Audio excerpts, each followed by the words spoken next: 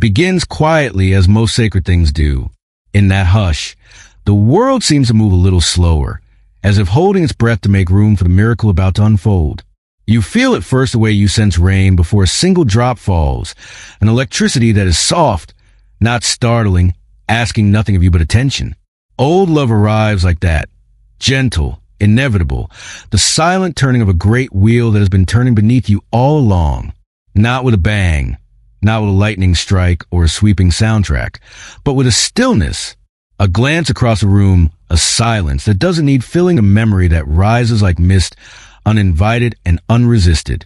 And isn't it wondrous how profoundly two eyes can converse without a single word? In that wordless meeting, you hear the echo of every story your heart has ever longed to tell.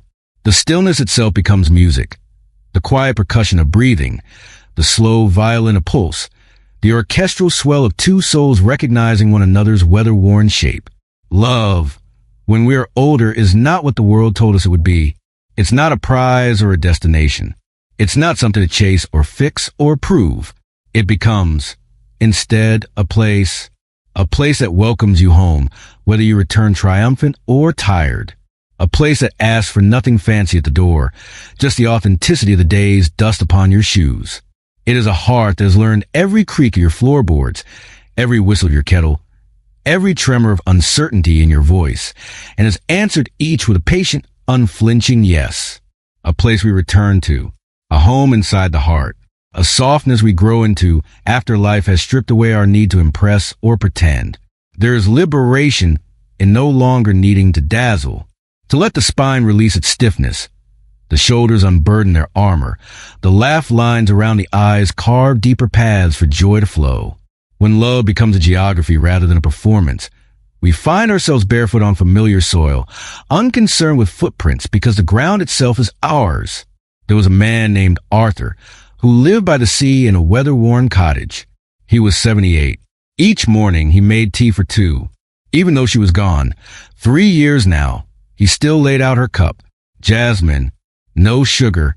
He would sit by the window, letting the steam rise, whispering the day's thoughts into quiet air, as if her spirit were still listening. People passing on the shore would sometimes glimpse him through the salt streak glass and wonder if loneliness was consuming him. But look closer. The man's eyes carried a tidal shine, not of absence, but of presence stretched thin across worlds. He conversed with memory, the way one speaks to an old tree, knowing it cannot answer in words, yet trusting it hears every syllable through the rings in its trunk. They had loved each other not perfectly, but profoundly. There had been arguments, disappointments. There had been long stretches where they didn't understand one another.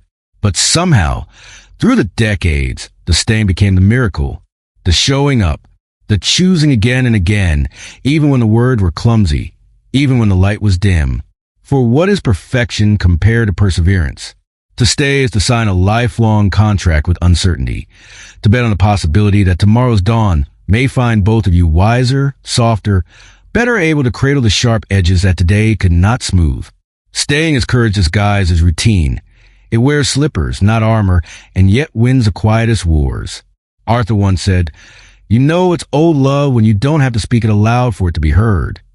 And he was right, because at some point, love stops being a conversation and becomes a knowing, a shared silence that says, "I see you, even here, even now." The most eloquent sentences between longtime companions are often invisible, a lifted brow that means "shall we go?" A two-note hum that says, "I'm worried," a sigh that ends with both parties instinctively reaching for the kettle. Words become optional because presence is learned in older dialect, one stitched from seasons and memories and the secret latitude of scars. There's a tenderness that only age can teach us. When we are young, we think love is in the grand things, the big moments, the declarations. But in truth, the deepest love lives in the details. The way they tuck the blanket around your feet when they think you're asleep. The way their hand still reaches for yours when crossing the street. The way your name sounds different, softer, older, when spoken by someone who has said it 1,000 times. Every ordinary gesture becomes a psalm. The blanket is not fabric, but covenant. The grip at the curb is not habit, but oath. Your name, delivered through lips that know its every historical tremor, returns to you polished by devotion, released like a dove to circle back and land lightly on your shoulder. Sometimes we discover this love later in life, after a divorce, the loss, after our hearts have been broken in places we thought might never mend. Heartbreak, it turns out, excavates hidden rooms. It hollows spaces within us that we never knew existed, caverns where echoes linger and teach us the geography of tenderness. When love finally revisits, it spreads its picnic blanket on those very ruins, lighting candles in windows blown out by earlier storms, proving that brokenness can be the doorway through which grace prefers to enter.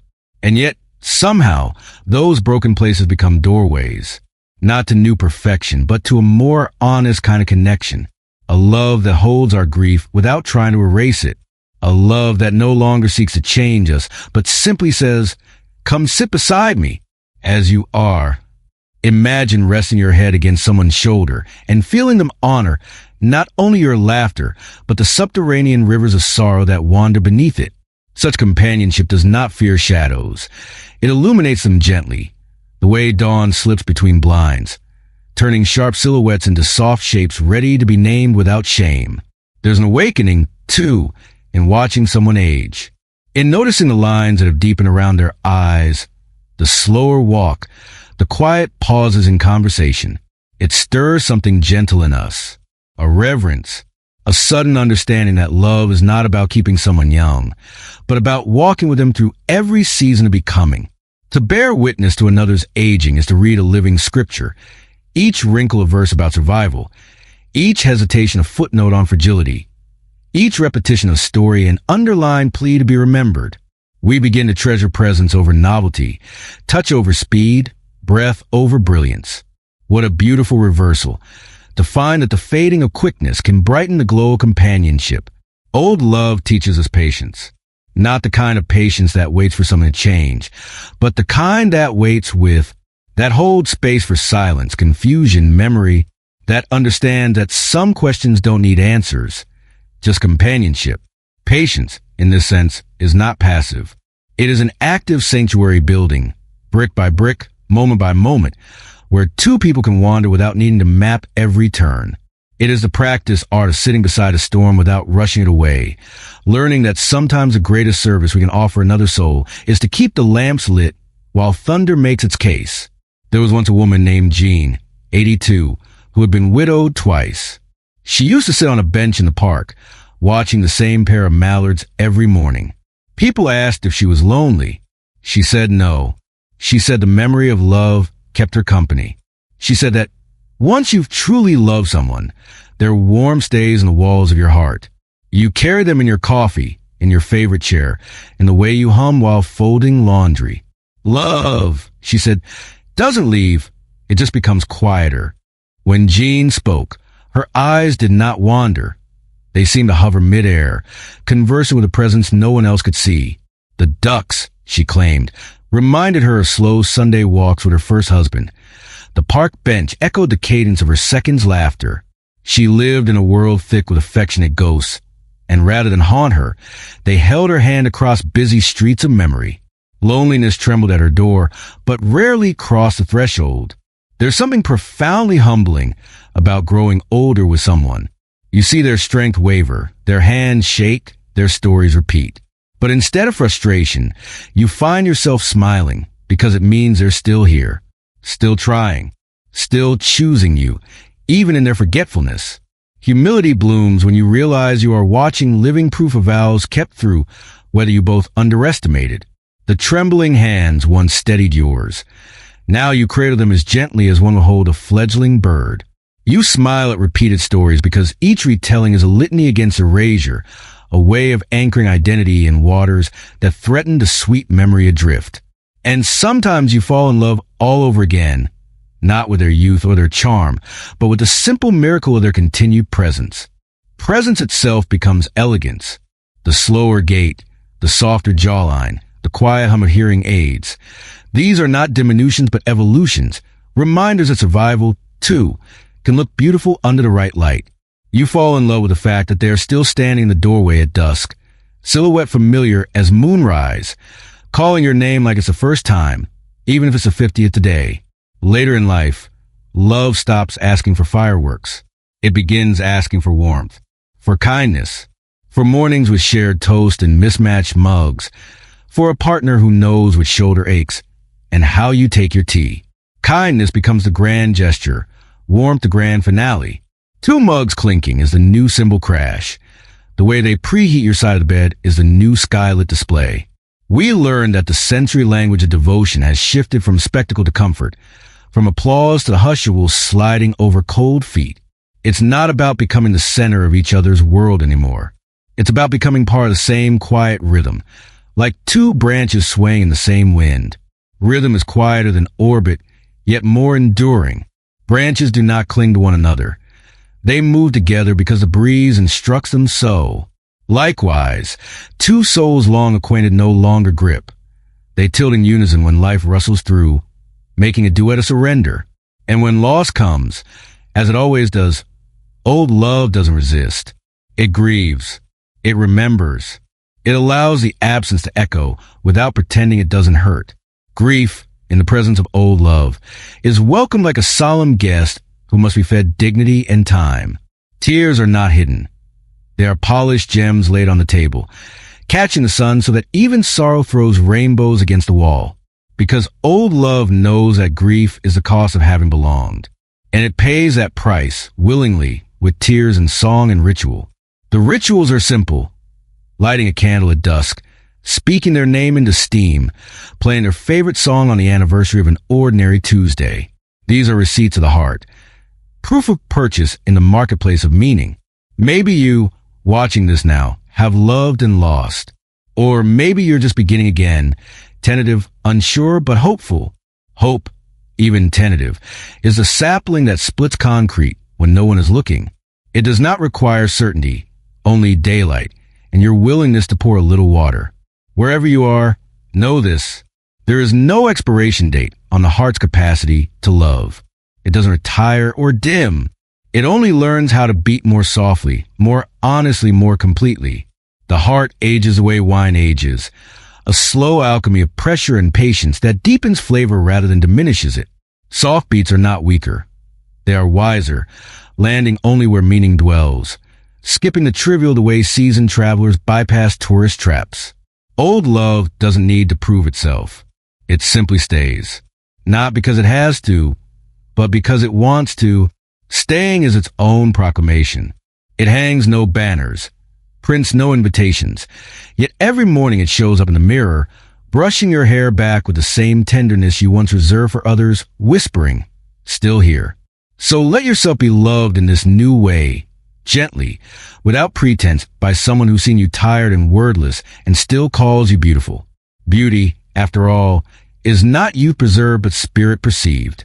When someone names you beautiful in the quiet aftermath of exhaustion, they are praising a light that has nothing to do with smooth skin and everything to do with resilience that radiates.